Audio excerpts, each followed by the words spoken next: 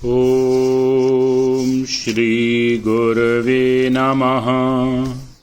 ओम शांति शांति शांति। चैतन्यं शाश्वतं शान्तं व्योमातीतं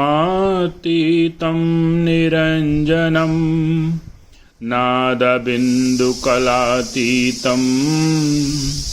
तस्मै श्रीगुरवे नमः। तस्मै श्रीगुरवे नमः। ओम शांति शांति शांति। प्रणाम भगवान। स्वामी राम तीर्थ जी का दिव्य ग्रंथ वेदांत शिखर से, जिसमें वेदांत पर पूछे गए कुछ प्रश्नों के उत्तर स्वामी जी ले रहे हैं। और कल के सत्संग में बात आई थी कि वेदांत और निराशावाद में बड़ा अंतर है। वेदांत तो आशावाद का सर्वोच्च शिखर है। अब आगे वेदांत कहता है कि यदि तुम अपने शरीर को इस भवसागर में छोड़ दो तो तुम्हारे पास पतवार या डांड, पाल या बादवान, भाप या बिजली कुछ न हो तो अवश्य ही तुम्हारी जीवन नौका टूट फूट कर डूब जाएगी। ऐसी स्थिति में आप अपनी नौका को पवन और तूफान की मर्जी पर छोड़ देते हैं। वेदांत कहता है कि संसार और दुर्भाग्य, क्लेश और दुर्भाग्य से भरा पड़ा है, केवल अज्ञान के कारण। अज्ञान ही पाप है, अज्ञान ही तुम्हारे सारे दुर्भाग्यों का कारण है। जबकि जब तक तुम अज्ञानी हो तब तक तुम अज्ञानी हो। जब तक तुम अज्ञानी हो तभी तक तुम अज्ञानी हो, तभी तक तुम पीड़ित हो। वेदांत कहता है कि यदि तुम इस अज्ञान को हटा दो, यदि तुम पूर्ण ज्ञान को प्राप्त कर लो, यदि तुम सच्ची आत्मा को जान लो, तो संसार के कारागार तुम्हारे लिए स्वर्ग बन जाएंगे। जीवन जीने योग्य बन जाएगा। कभी परेशानी न होगी, कभी किसी बात से हैरानी न होगी, कभी चित्त अस्थिर न होगा, मन कभी उद्विग्नता, उदासी, विषणता और मनोवेदना का सामना न करना पड़ेगा। कौन इसे नहीं चाहेगा भला? अर्थात क्या यही सच्चाई नहीं है? वेदांत निराशावाद नहीं है। वेदांत घोषणा करता है कि ऐ दुनिया के लोगों, तुम क्यों इस दुनिया को एकदम नरक बना रहे हो? ज्ञान प्राप्त करो, ज्ञान प्राप्त करो। यही वेदांत की स्थिति है। वेदांत में निराशावाद का नाम तक नहीं। बहुत बढ़िया। यहां आपको जानना चाहिए कि वेदांत का प्रचार दुनियादार लोगों ने किया है। उन लोगों ने किया है जिन्हें हम विरक्त किसी प्रकार नहीं कह सकते, किंतु ये लोग त्यागी अवश्य थे। ये महान भारतीय राजा अपने सांसारिक कर्तव्यों को त्याग कर वन गमन करने वाला था। एक महान भारतीय राजा अपने सांसारिक कर्तव्यों को त्याग कर वन गमन करने वाला था। उसके गुरु ने इस शरीर के पूर्व पुरुष के उसे इस वेदांत की शिक्षा दी।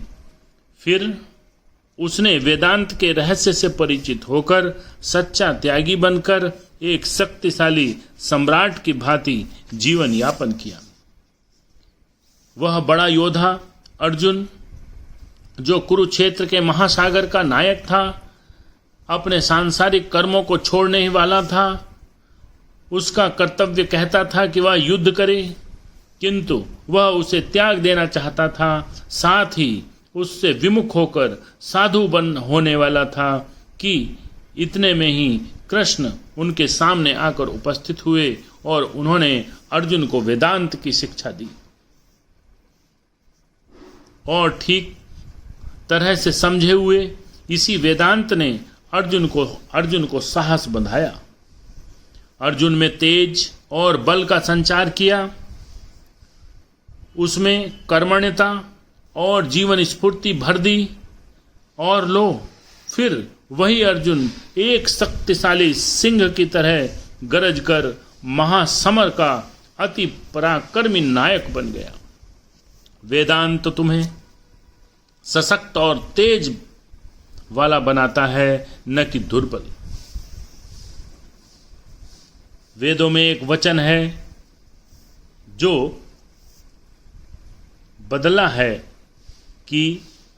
बतलाता है कि यह आत्मा, यह सत्य बलहीन मनुष्यों के द्वारा कदापि नहीं प्राप्त किया जा सकता।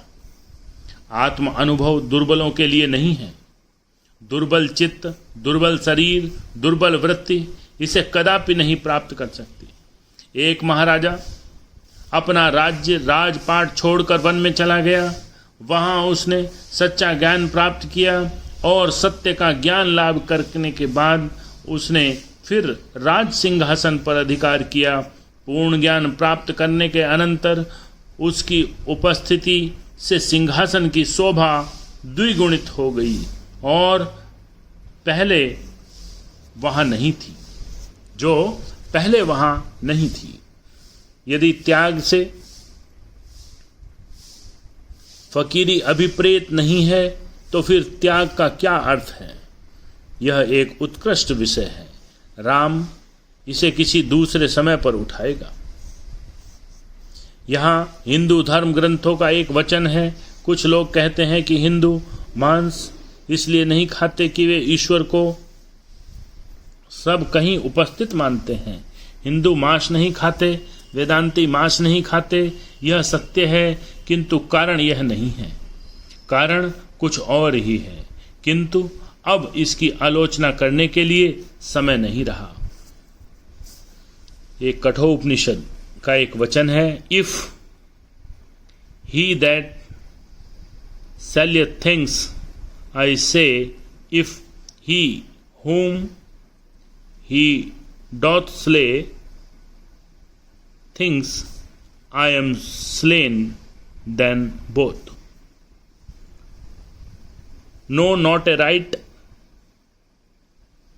that which was life in each cannot be slain or slay. यदि वध करने वाला समझता है कि मैं वध करता हूँ, यदि वध होने वाला समझता है कि मेरा वध होता है, तो दोनों ही ठीक नहीं जानते। वह जो दोनों में जीवन रूप है, न मार सकता है और न मारा जा सकता है। ओम, इसका मंत्र भी दिया हुआ है नीचे, इसको भी ले लेते हैं। हंता चमन्यते हंतु हतश्चे मन्यते हतम उभो तो न विजानीतो न अयम हंति न हन्यते। ये कठोपनिषद के प्रथम अध्याय की द्वितीय वल्लिका है, जिसका भी अर्थ यही है। इसी को रेफरेंस लेते हुए स्वामी जी ने यहाँ समझाया है, और ऐसा ही मंत्र गीता में भी है। ओम शांति शांति शांति।